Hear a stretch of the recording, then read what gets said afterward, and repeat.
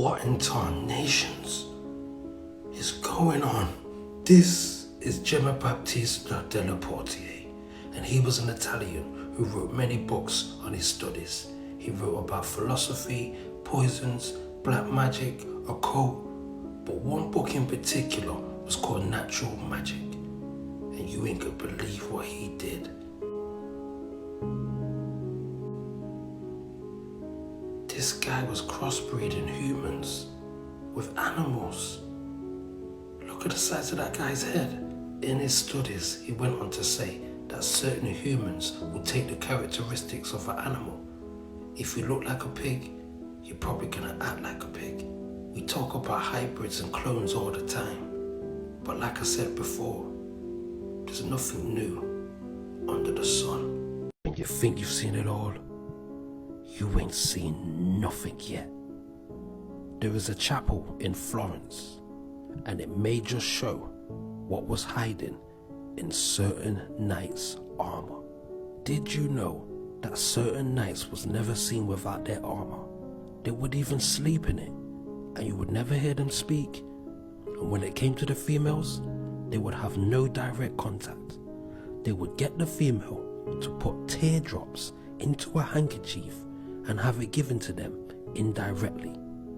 What kind of freaky thing is this?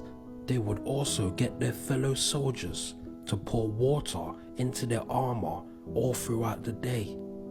What kind of reptilian thing is this? Now let's be realistic. What kind of human could wear this night and day? It's not even practical. How could he even see, let alone fight? To wear this helmet, your eyes would need to be in your forehead. Who remembers Earthworm Jim? I think they was trying to tell us something. And I think they was trying to tell us something in Game of Thrones, because that guy was no longer human. I mean, just look.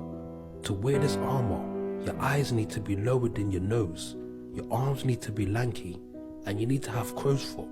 Sometimes we just can't spell it all out, but you've got to read the signs.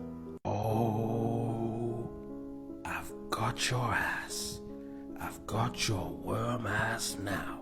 Throughout our realm, there are many different beings masquerading as humans, and I'll be exposing each and every one of them. But first, let's finish off these knights wearing armor as exoskeletons. So like I said, they was never seen without their armor. They used to eat and even sleep in it. And if one of their servants would ever touch them, the punishment would be death on the spot. And to kill one of these knights, it is said even if you cut off its head, it would carry on fighting. The only way to kill it would be a stab wound to the lower back. Just look at this armor. No human could possibly wear this. How could you see? And as for the genitals, you ain't got none, bruv. But nowadays, there's no need to dress up as a knight when you can dress up as a human with one of these silicone bodysuits. I guess Kanye West was trying to tell us something, that they live among us, but they're just hiding in plain sight. What in tarnations is going on? You can find these humanoid beings in many old books and many old pictures, even on temples. But what are they? Monopods, also called scaeopods, sciapods, or sciapodes, were mythological dwarf-like creatures with a single large foot extending from a leg centered in the middle of their bodies. But behind every myth, there's always some truth.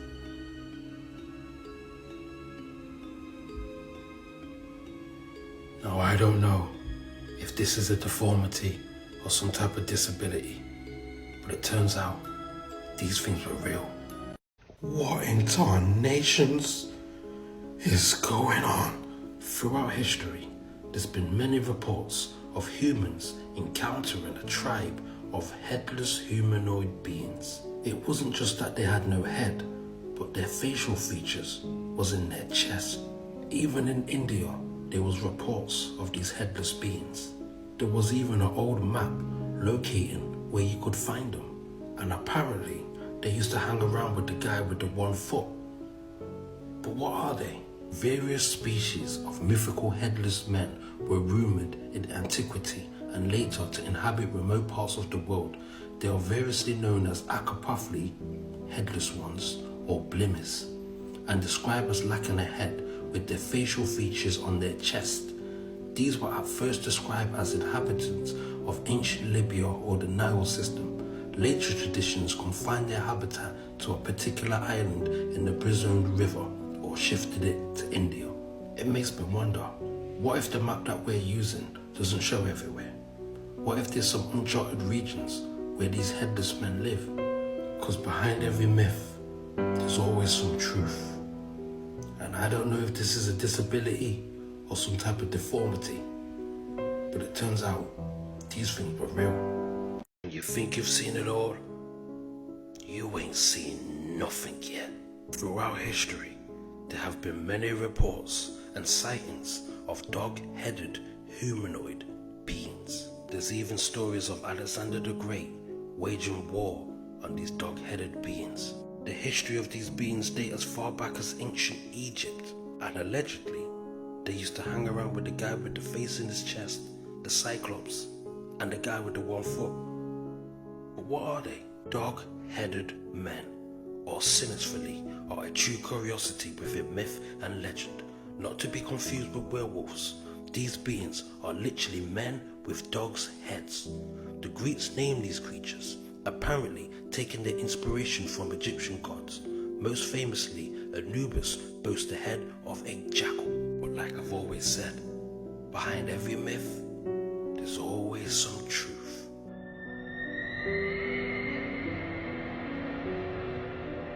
Oh my days. When you think you've seen it all, you ain't seen nothing yet. This is Alfred Isaac Middleton, and he was a British explorer who went to the furthest parts of the globe in search of new discoveries. He went to uncharted regions in the Southeast Asia, African and Amazon rainforest, and you ain't gonna believe what he found. These look like creatures from another world. Is that a human? Or is that Bigfoot? Is that a building? Or a spaceship? Are they elves? Nah, they're definitely not human. Unfortunately, most of his journals and scientific writings were lost when Middleton and his team went missing during an expedition in 1901. Oh my diddy. So I guess there are some places on Earth that humans still don't know about. Oh my days. Oh my diddy. When you think you've seen it all, you ain't seen nothing yet. These images have recently been uploaded to social media, and the person who uploaded it claims that him and his father renovate old buildings, and on their last job they was renovating an old house and they came across an old photo album, and you ain't gonna believe what they found. What in tarnations is going on? What kind of animal is this? The story goes that these pictures was taken in the Amazon in some uncharted region. Well, I guess there are some places on Earth that humans still don't know about.